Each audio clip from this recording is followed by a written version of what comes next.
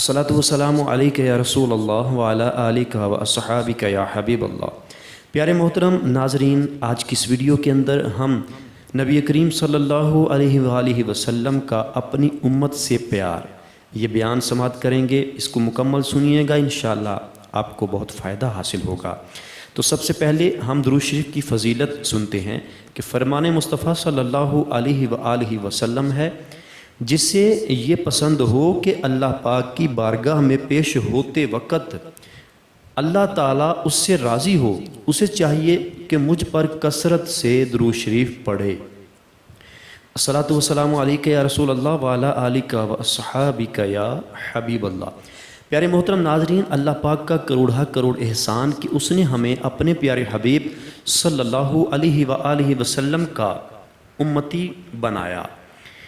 مزید یہ کہ اپنے پیارے حبیب صلی اللہ علیہ وآلہ وسلم کی امت میں ہمیں پیدا فرمایا۔ پیارے آقا صلی اللہ علیہ وسلم کا جشن منانے والا بنایا۔ اللہ پاک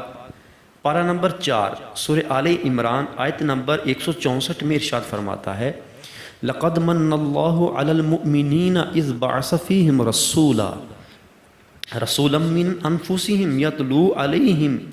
آیاتہ ویزکیہم ویعلمہم الکتاب والحکمت وإن کانوا من قبل لفی ضلال مبین۔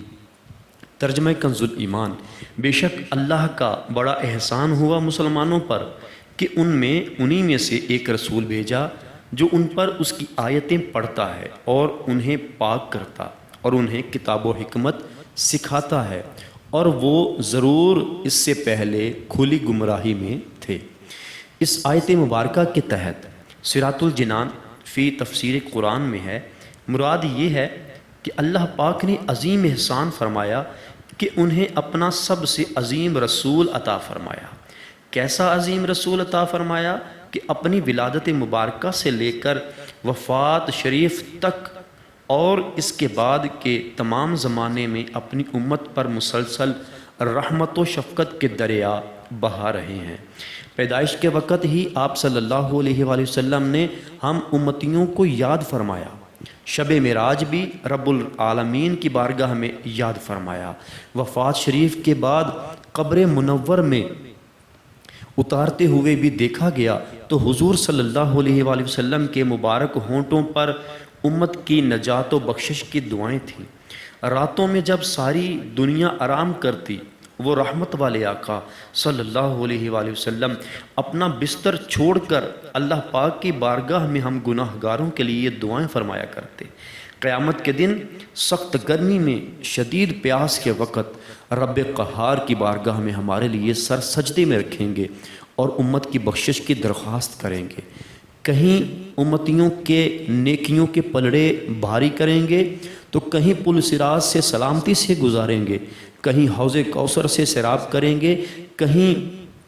جہنم میں گرے ہوئے امتیوں کو نکال رہے ہوں گے، کسی کے درجات بلند فرما رہے ہوں گے، خود روئیں گے ہمیں ہنسائیں گے، خود غمگین ہوں گے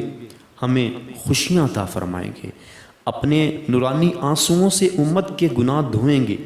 اس نبی صلی اللہ علیہ وسلم نے دنیا میں ہمیں قرآن دیا، ایمان دیا، خدا کا عرفان دیا اور ہزاروں وہ چیزیں جن کی ہم قابل نہ تھے، اپنے سایہ رحمت کے صدقے ہمیں عطا فرمائیں۔ ہم غریبوں کے آقا پہ بے حد درود، ہم غریبوں کے آقا پہ بے حد درود، ہم فقیروں کی ثروت پہ لاکھوں سلام۔ پیارے محترم ناظرین، رسول پاک صلی اللہ علیہ وآلہ وسلم اپنی امت سے کیسی محبت فرماتے ہیں، سنیے اور ایمان تازہ کیجیے۔ فرمان مصطفیٰ صلی اللہ علیہ وآلہ وسلم ہے، میری یہ امت رحمت والی ہے۔ اس حدیث کی شرح میں مفتی احمد یار خان رحمۃ اللہ تعالی علیہ فرماتے ہیں، یعنی دوسرے نبیوں کی امت کے مقابلے میری امت پر حق تعالی کی رحمت زیادہ ہے، اس کی نیکیاں کم، ثواب زیادہ ہیں، گناہوں کی معافی کے ذریعے یعنی اسباب بہت دیے، بچانے کے بہانے بہت زیادہ ہیں۔ یہ صدقہ ہے رحمت والے آقا کا۔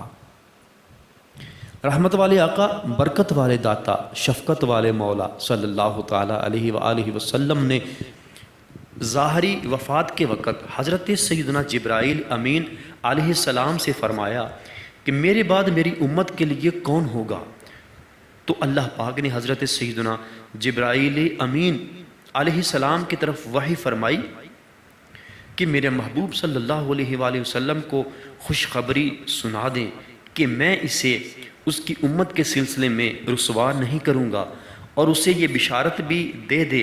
کہ جب لوگوں کو قبروں سے باہر نکالا جائے گا تو سب سے پہلے میرا حبیب صلی اللہ علیہ وسلم باہر تشریف لائے گا۔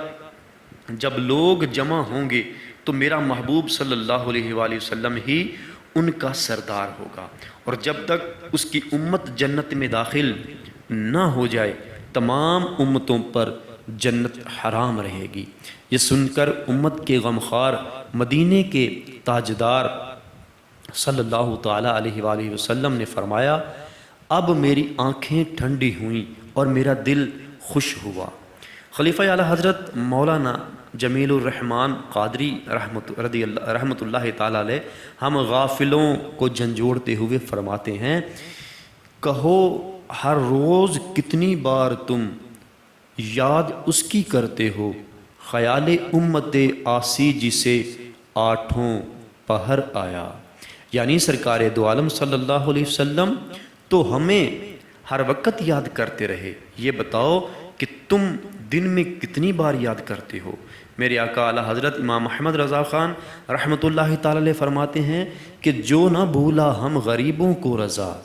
یاد اس کی اپنی عادت کیجیے۔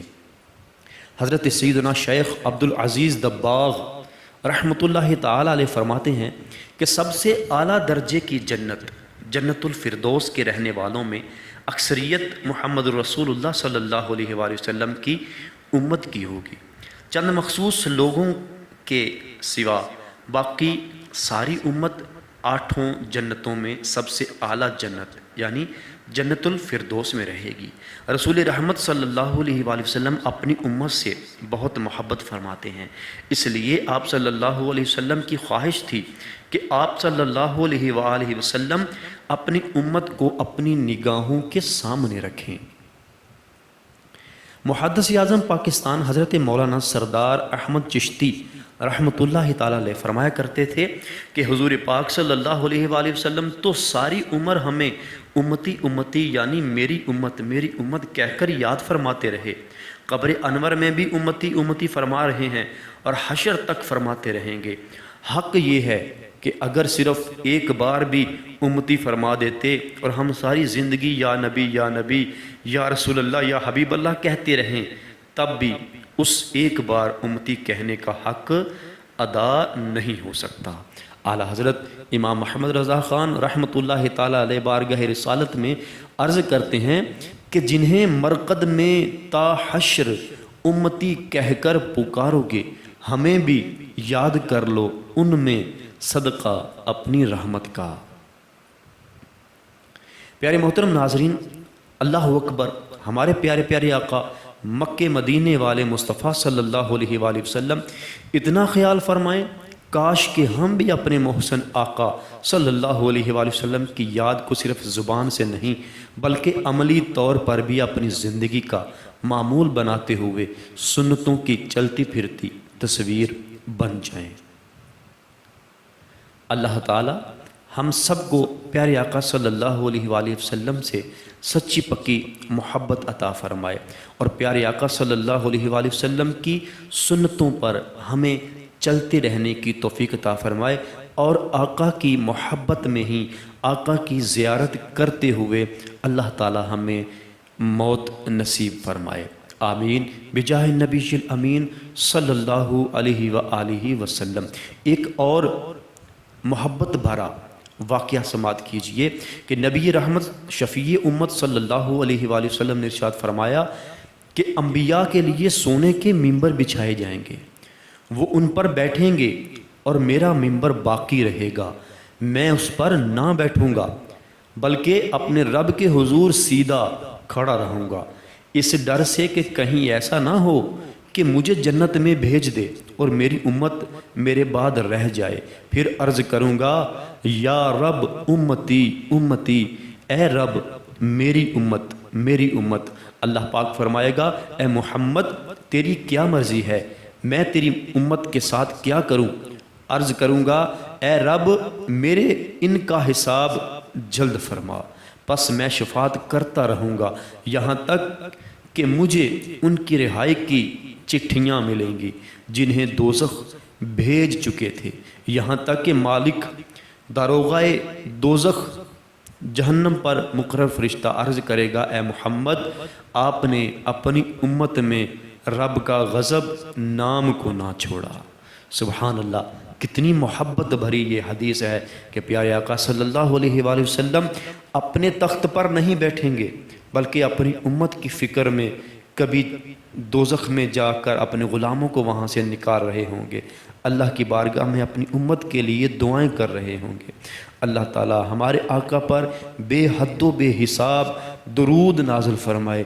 بے حد و بے حساب رحمت نازل فرمائے، حضور کے درجات کو بلند فرمائے، حضور کو اللہ تعالی اس مقام محمود تک پہنچائے جن کا اللہ تعالیٰ نے اپنے محبوب سے وعدہ فرمایا ہے، اور اللہ تعالیٰ ہمیں حضور کی امت میں جینا اور مرنا نصیب فرمائے، اور قیامت کے دن حضور کا پڑوس نصیب فرمائے، اور حضور کی شفاعت سے ہمیں مستفیض فرمائے۔ آمین بجاہ النبی الامین صلی اللہ تعالیٰ علیہ وآلہ وسلم۔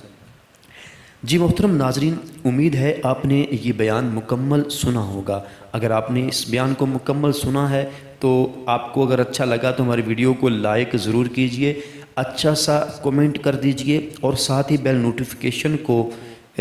دبا دیجئے، ہمارے چینل کو بھی سبسکرائب کیجئے۔ تو اس کا فائدہ یہ ہوگا کہ ہم جب بھی نئی ویڈیو اپلوڈ کریں گے تو آپ تک سب سے پہلے ہماری ویڈیو پہنچ جایا کرے گی۔